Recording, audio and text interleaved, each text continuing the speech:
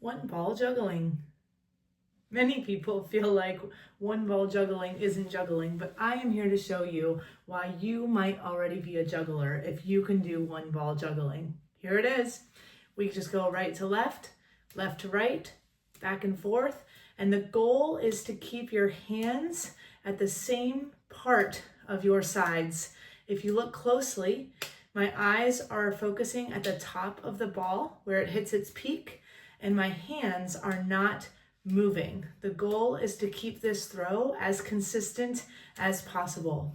If you want to throw in any fun tricks, certainly you could go under the leg or you could go behind the back, but ultimately just get comfortable with that one ball juggling, going left to right and right to left and right to left. You'll notice the hands are staying the same the more you do it.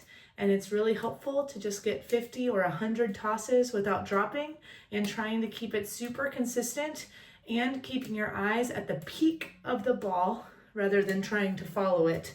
The more comfortable you get with this, the more ready you will be to move on to the next session. Remember, that's amazing.